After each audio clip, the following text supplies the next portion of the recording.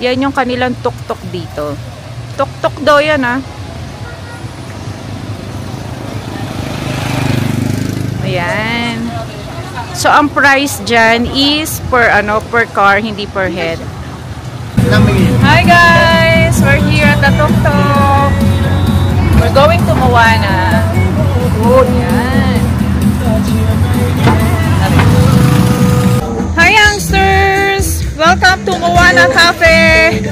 Dapat pabalik na kami ng Hanoi ng morning, kaya lang yung driver ang sabi sa hapon pa daw kami susunduin. So, this morning namili muna sila ng mga pasalubong dito sa Sapa Station, and then nagpunta nga kami dito just to kill time. So, right now we're here at Moana. Ito lang, picture.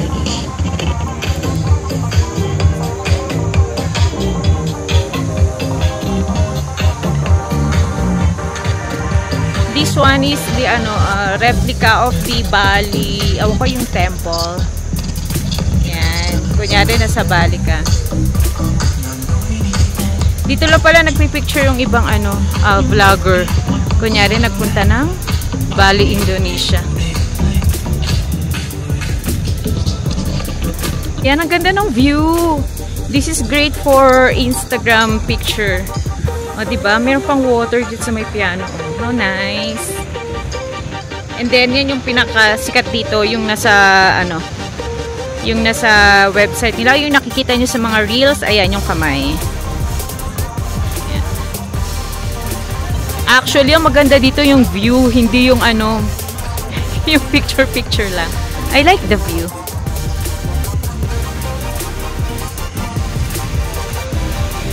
And then that's the big Moana statue. You have to buy ticket to come here. It's 90,000. And then naman siya, consumable siya. You can choose one drink coffee or tea. Yes. Ayun, kita pala dito yung papunta sa Fancy Pan. Ayun, nandoon yung cable car. Ayun, no. So, ando lang yung Fancy Pan.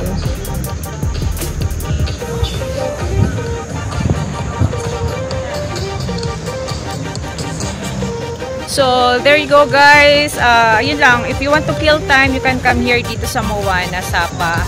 And then, kung naman, wala lang, gusto nyo dito mag-breakfast, I suggest dito na kayo mag-breakfast kasi 90,000 din. Plus, may coffee naman na yun. Or, isang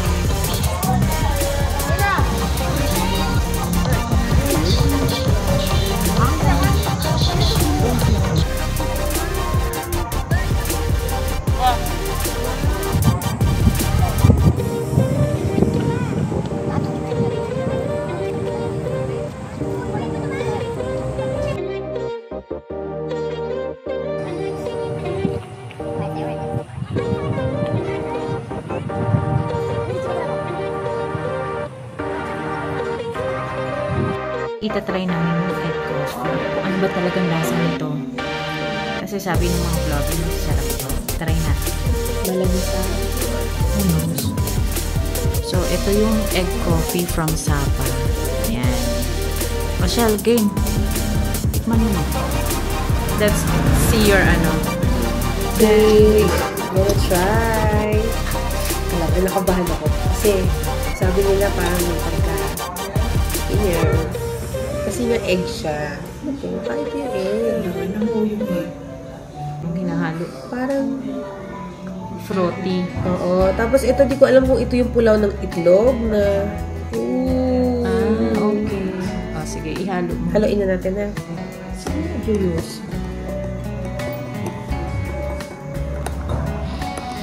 Hindi siya nakakaboy.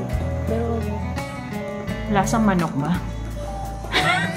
Itlog to eh. May carrot. Nakatigim na ako ng egg na nasa Sarsi. Masarap siya. Yun. Hindi ko pa na-try ito ngayon pa lang. Sige, try na namin.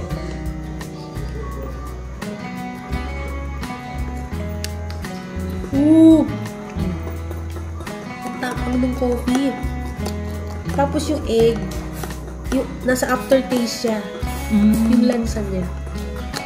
Di ba pag kumakain ka ng itlog, yung red, no? Yung yellow pala na. maganda reception mo dito in fairness. Yung pagkakakuha ng camera. Oo, yung aftertaste niya, yung lansa niya nasa huli.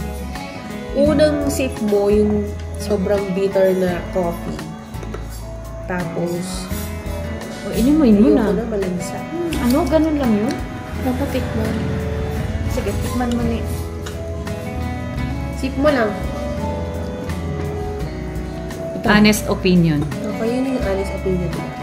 Nalalasahan ko lang po yung itlog na Parang pinili. aura nung nasa likod na po siya ng lalamunan ko.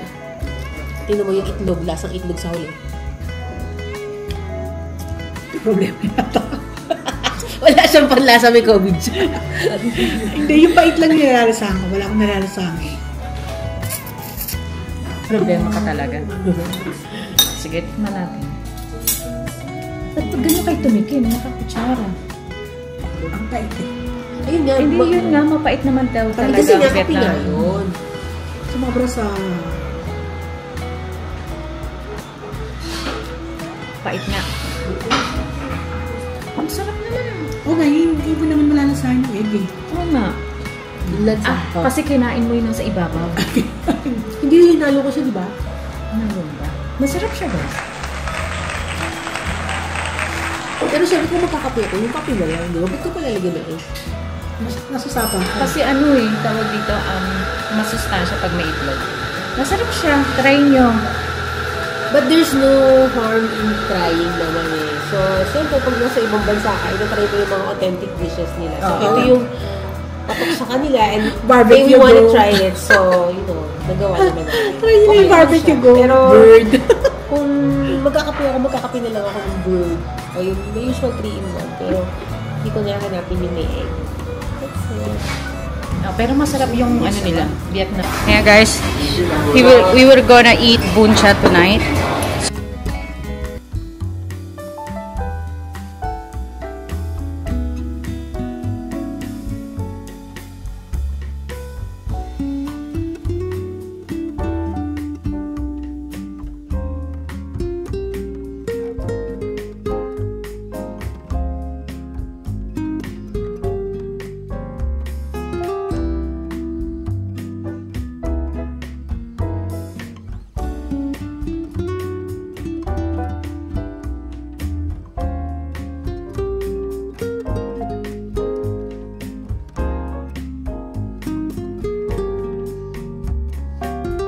Thank you so much!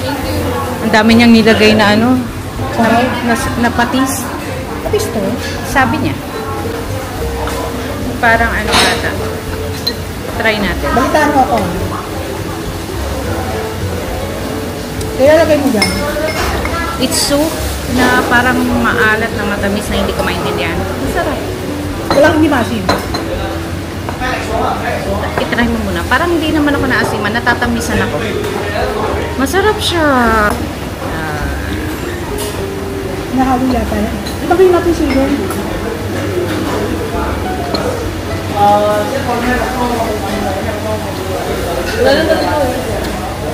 Sarap. I like it. Plain rice na lang ako.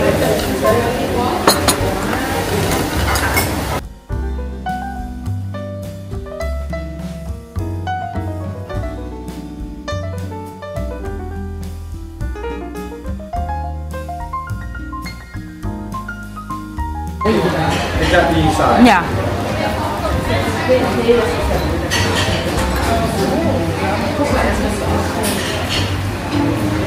Can you say?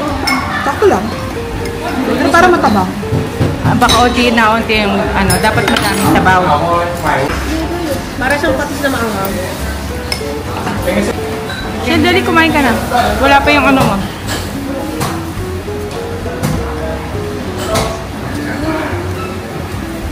Good. Hi guys, good morning. It's our second to the last day. Actually, lumabas muna ako para mag-breakfast and then iniwanan ko sila kasi nag-aayos pa sila sa hotel. So today we're going to Halong Bay. So ayan, nakabili ako ng kebab. This one.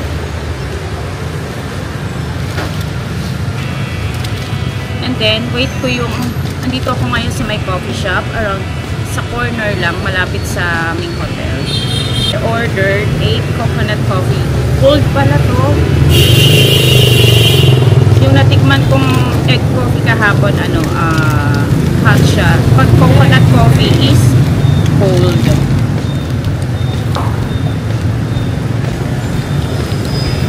Walang lasa yung mga food dito actually. Katulad nito, walang lasa.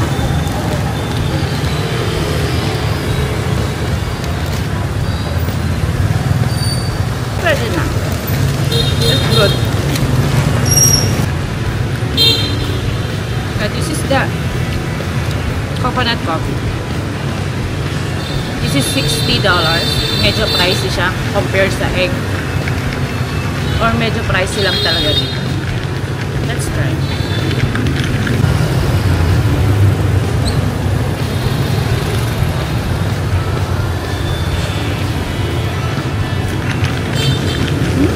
Sarap. Medyo ano lang siya, medyo matamis. Hindi pala medyo, matamis talaga.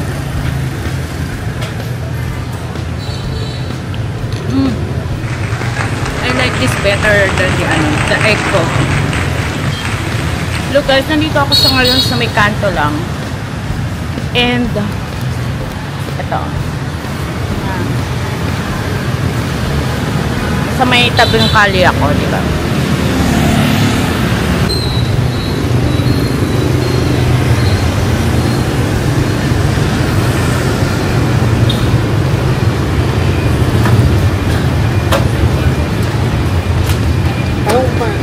Pwede lang.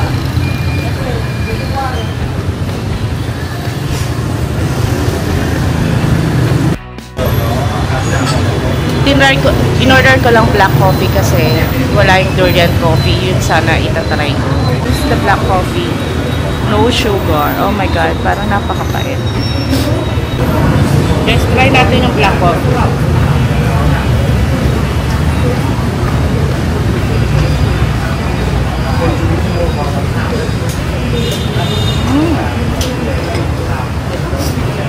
Medyo ang tapang niya, pero parang may lasang alak. Parang may lasang alcohol sa loob. Maasim-asim. Ito ba yung yung talagang Vietnam coffee?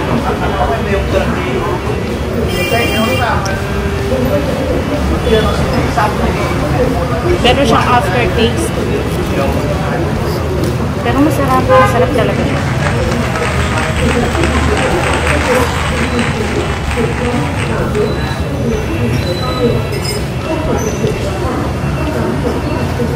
At itong banyo na kinakain ko, masarap din. Mas masarap to kasi yung nakukunan.